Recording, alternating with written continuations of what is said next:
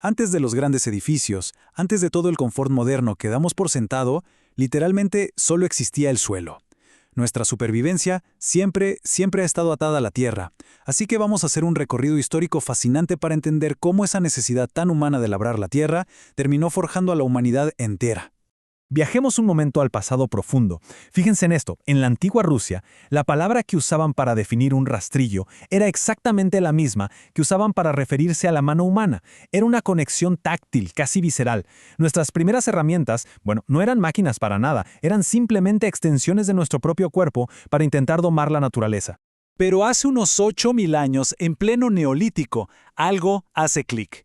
Aparecen los primeros azadones, forjados así con piedra, madera y hueso. Es ese instante preciso donde dejamos de ser solamente recolectores nómadas y empezamos a golpear la tierra para básicamente sembrar nuestro propio futuro. Y a partir de ahí se levantan civilizaciones enteras. Estamos hablando del año 4000 antes de nuestra era. Los sumerios en Mesopotamia, los egipcios en el Nilo. Ellos desarrollan los primeros arados de madera con un propósito súper claro: dominar ese lodo fértil que quedaba después de las grandes inundaciones. Un origen un poco oculto, pero que detonó la agricultura a gran escala.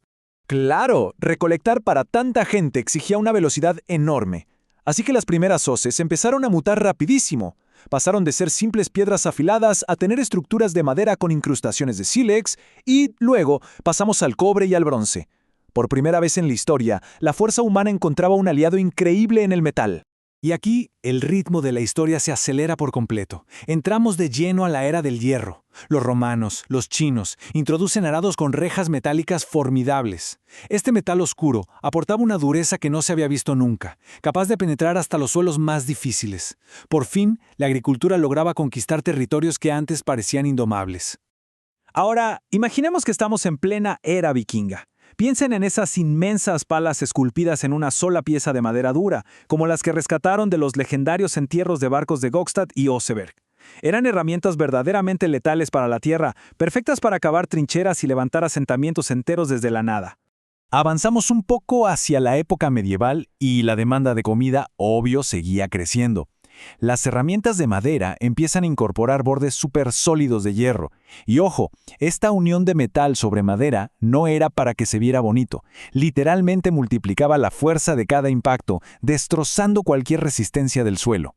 Algo súper interesante de esta época es que la geografía dictaba el diseño. Por ejemplo, en las regiones francas usaban hoces perfectamente equilibradas para hacer cortes muy precisos. En cambio, en Escandinavia forjaban unas guadañas enormes, diseñadas para barrer campos enteros y almacenar muchísimo forraje antes de que llegaran esos inviernos mortales. Pero bueno, la supervivencia no solo pasaba allá afuera, a campo abierto. Dentro de los asentamientos vikingos, la precisión era clave en el día a día. Usaban pequeñas palitas y cuchillos curvos para tareas mucho más minuciosas, desde podar el follaje hasta algo tan cotidiano como sacar el pan caliente de los hornos comunales. Incluso piensan en la ropa que usaban. Convertir una planta de lino en fibra requería un esfuerzo que hoy nos parecería titánico. Había que remojar, golpear y peinar incesantemente. Las velas de esos barcos con los que conquistaron los mares nacían del sudor extremo y del uso de precisos peines de madera, como los que se han encontrado en la antigua ciudad de Hedeby. Si miramos hacia Europa del Este, la innovación daba saltos impresionantes.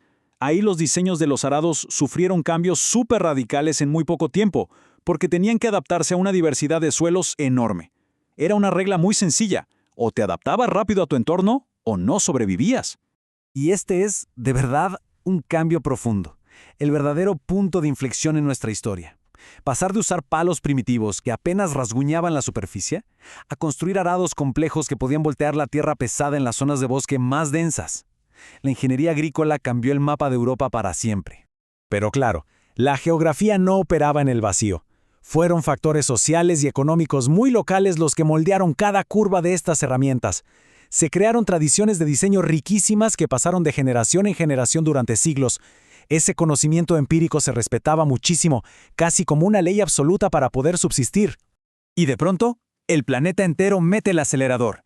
Llega la revolución industrial. La producción en masa simplemente aplasta a la herrería artesanal. Las fábricas empiezan a escupir miles y miles de herramientas con aceros afilados y súper resistentes. El campo entra en una escala de producción nunca antes vista. La masificación del acero al carbono lo cambia absolutamente todo. Hablamos de tijeras de una precisión altísima, de palas que no ceden bajo presión extrema. Es el momento donde la tecnología finalmente empieza a dominar de verdad, reemplazando poco a poco ese esfuerzo físico desmedido de los humanos. ¿Y saben qué? La genialidad también llegó a algo tan básico como el mango. Entra en escena el famosísimo diseño ergonómico. Curvas calculadas específicamente para reducir la tensión de nuestros músculos. Parece un detalle, pero este progreso transformó la jardinería. Pasó de ser un trabajo que te rompía la espalda a convertirse en un pasatiempo súper placentero. Llegamos al siglo XX y la química de los materiales se dispara.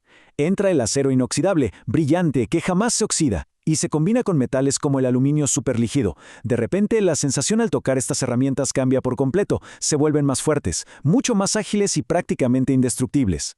Hoy en día vivimos totalmente en la era de la tecnología hiperespecializada.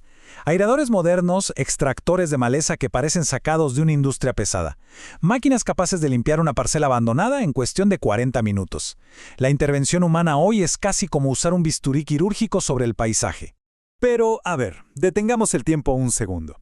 Frente a toda esta velocidad hay algo increíble. La simpleza de algunas culturas resiste.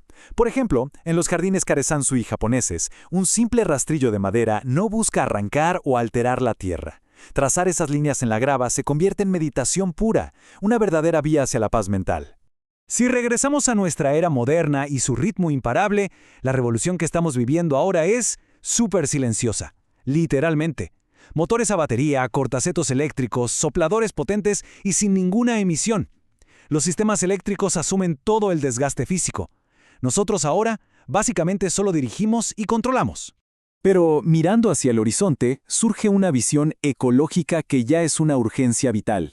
El mundo nos exige materiales renovables, componentes biodegradables, integrar energía solar en nuestro equipo. Fíjense en la ironía. La misma tecnología que usamos para conquistar la naturaleza ahora busca desesperadamente la manera de protegerla. Y el cambio más fascinante ya está cruzando nuestra puerta. Los jardines inteligentes. Estamos hablando de cortacéspedes robóticos llenos de sensores súper avanzados que leen el clima, entienden el terreno y operan de forma totalmente autónoma. Básicamente, la herramienta ha comenzado a pensar por sí misma. Pero, al final del día, después de todo este viaje regresamos a la misma tierra oscura bajo nuestros pies. A pesar de todos estos saltos tecnológicos alucinantes, nuestra búsqueda inagotable de ser más eficientes nace de un solo lugar: ese vínculo eterno y la profunda necesidad que tenemos de vivir en armonía con el mundo natural. Cada siglo nos ha regalado metales más duros, diseños más suaves y máquinas infinitamente más inteligentes. Nuestra conexión con el entorno evoluciona día tras día, sin descanso. Pero ahora, parados frente a esta nueva era de inteligencia artificial y automatización total, hay una pregunta inmensa que se queda flotando en el aire. ¿Qué labraremos mañana?